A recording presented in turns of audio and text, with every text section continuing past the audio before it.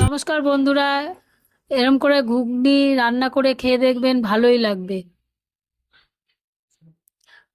তেল দিয়ে কড়াইতে আলুগুলো দিয়ে দিয়েছি। আলুগুলো লাল লাল করে ভেজে তুলে নেব।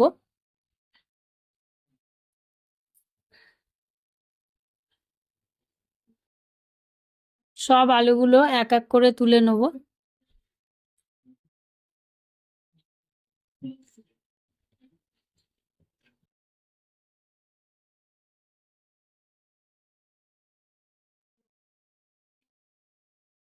এরপরে গোটা গরম মশলা, তেজপাতা ফোড়নে দিলাম।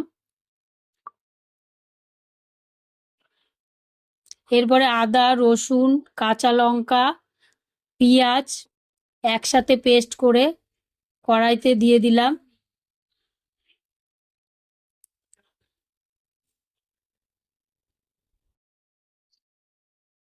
এবার মশলার জলটা দিয়ে দিলাম।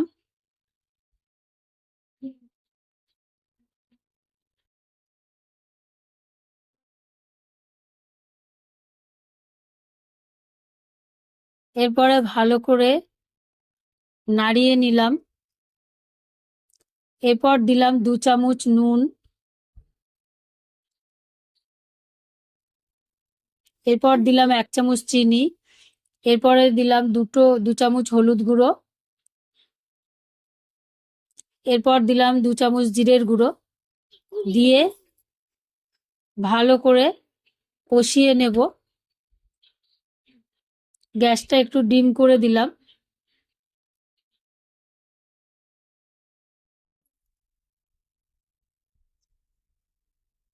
এরপরে দিলাম টমেটো সস।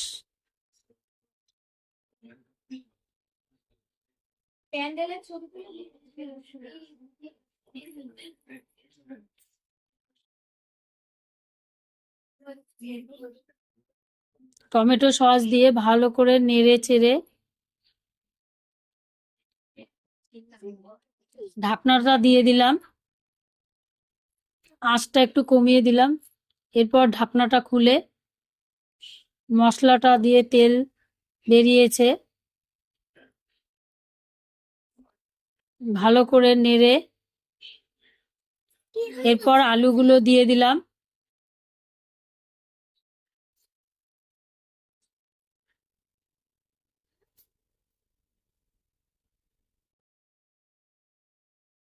এবার গ্যাসটা জোর দিলাম একটু।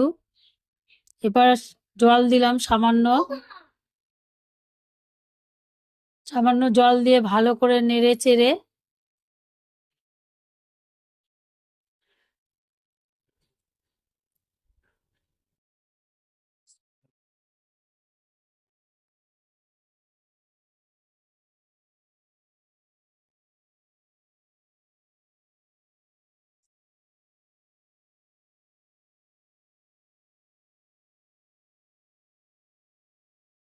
এবার মটর যে সিদ্ধ করে রেখেছি সেই সিদ্ধ করা মটরটা দিয়ে দেব।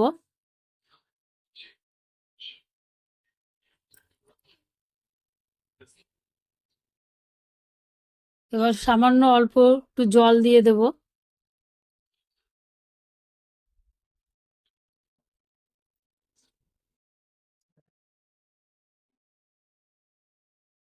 ভালো করে নেড়ে দিলাম।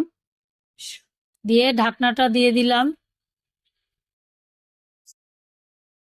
ঢাকনাটা খুলে এবার একটু নেড়ে দেখব আলুটা সিদ্ধ হয়েছে কিনা। আলু সিদ্ধ হয়ে গেছে। সানরাইজ শাহি গরম মশলা দিয়ে ভালো করে নেড়ে নাড়াচাড়া করে